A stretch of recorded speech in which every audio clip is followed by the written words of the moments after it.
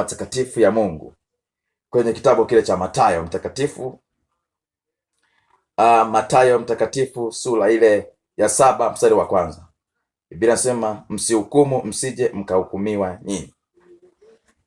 Yes, msihukumu msije mkahukumiwa nyinyi.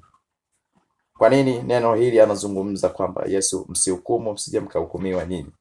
Kwa sababu usimhukumu mtu, na mtu yote anayehukumu atahukumiwa.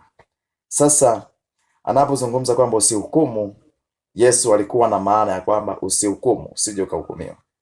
Sasa anazungumza habari za hukumu. Mimi usinihukumu, wewe sikuhukumu. Tunaishi katika mazingira ya upendo. Mwenzako ukiona anaenda tofauti, usimhukumu, ila mbebe katika neema ya kumwombea. Ndio maana anazungumza kwamba usihukumu. Usihukumu usije ukahukumiwa. Hukumu sio ya kwako mwanadamu, hukumu ni ya Mungu.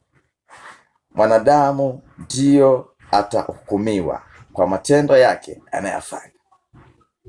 Sasa mimi sikuhukumu na wewe usinihukumu, lakini neno linasema usihukumu usije ukahukumiwa. Hukumu ni ya Mungu peke yake, ambaye alisema kwamba kila mmoja atalipwa kadiri ya matendo yake anayatenda. Atalipwa kadiri ya matendo yake anayatenda. Kwa hiyo sisi tutalipwa kwa ajili ya matendo tunayofanya. Matendo yako ni nini? Una matendo gani? Matendo yako unayenenda yanamtukuza nani? Je, yanamtukuza Mungu Kristo? Lakini nasema kwamba kila mmoja ameumbwa na Mungu. Unapoenenda tofauti, si kwamba mimi nakuhukumu, hapana, ila nakuonesha njia ya kupita, kwamba hii njia unayopita ni sahihi au mbaya. Kuna wakati unaweza ukaona unapita njia ukaiona ni nzuri, kumbe ni njia ni hatari kwako. Ndio maana mimi nakuelekezea njia ya kupita, kwamba ipo njia ionekanayo machoni pa mtu kuwa ni safi, Methali inasema, lakini mwisho wake ni njia ya mauti. Unaweza ukaiona hiyo njia unaipiga ni nzuri, lakini matokeo yake baadaye ni njia ya mauti. Ndio maana nakwambiaje kwamba sikuhukumu, ila ninakuelekeza njia ya kupita, kwamba njia ya kupita ni kumwamini Kristo. Njia ya kupita ni kumwamini Bwana kuwa Bwana Mwokozi wa maisha yako. Dini isikutenge na upendo wa Mungu. Madhehebu yasikutenge na upendo wa Mungu. Unaweza ukasema kwamba na dhehebu, lakini imani ni tofauti. Sasa basi, wewe mwenye dhehebu lako mimi sikuhukumu, ila anayehukumu ni Mungu peke yake. Kadri unavyoenenda na Kristo katika hali ya upendo na kumwamini Kristo na kumpenda kila mmoja, kwa sababu hukumu ni ya Mungu peke yake. Anayejua kuhukumu ni Mungu.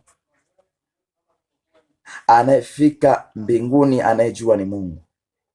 Mimi au wewe hatujui sasa hivi kwamba tunafika mbinguni, lakini Mungu ndiye anajua kwamba sisi tutafika mbinguni. Na kuna wakati hukumu itakuja, na hukumu itakapokuja kila mmoja atahukumiwa kadiri ya matendo yake. Mimi ninayafanya nitahukumiwa kadiri ya mambo yangu nayafanya. Ni nini? Kwa sababu kila mmoja atahukumiwa kadiri ya mambo anayofanya. Lakini anazungumza kwamba matendo ndiyo kitu bora kinaweza kikamfanya mtu akafika mbinguni. Pasipokuwa na matendo, Biblia inasema kwamba matendo yanahitajika sana katika ulimwengu tunaishi. Ndio maana barua ni nini? Barua inasomeka kwamba wewe, barua yako ni nini? Barua yako inasomekaje? Maana umeiandika sasa. Sasa hiyo barua watu wanaisomaje? Kwamba iko vizuri na muamini Kristo. Kwa hiyo barua yako isomeke vizuri kwa watu, wajue matendo ya kumtukuza Kristo, na wao pia wafutwe na wewe kwa matendo yako. Kwa hiyo hukumu ni ya Mungu peke yake. Usihukumu usije ukahukumiwa.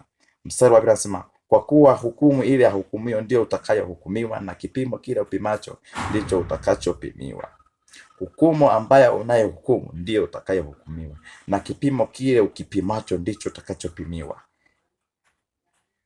Unaweza ukajiona kwamba wewe uko safi, uko sahihi, ukaanza kuhukumu wengine, ukawaona wafai, ukawashusha, ukaona kwamba mimi ndo nafaa. Kumbe hapo unakosea. Jishushe chini. Mungu ndiye anayekuinua. Kuna wakati lazima ujishushe ili Mungu akuinue. Usijiinue wewe kabla Mungu hajakuinua. Mwache Mungu akuinue, mwache Mungu akutukuze, Mwache Mungu akuinue wewe katika viwango alivyokusudia. Kuna baraka Mungu amekusudia kwako. Mwache Mungu asimame na wewe. Kikubwa usinihukumu na wewe nisikuhukumu. Kama imani yako ni sahihi, simama na hiyo. Na simama kwenye andiko. Andiko ndio linazungumzia habari ya kusimama. Andiko soma kuanzia kitabu cha Mwanzo mpaka Ufunuo. Utajua maandiko yanazungumza nini. Na Mungu atakutia nguvu, kwa sababu ukiwa ni msomaji wa Biblia utaelewa kwa nini neno la Yesu alikuwa anasema usihukumu. Kwa sababu hukumu ni ya Mungu. Sikuhukumu, ila nakufundisha njia ya kupita. Kama hii njia si sahihi, inaweza ikaleta mauti kwako. Simama na Mungu ili usipate hukumu siku ile ya mwisho, Yesu atakaporudi kuchukua kanisa. Baki na Mungu, uwe na siku njema. Amina.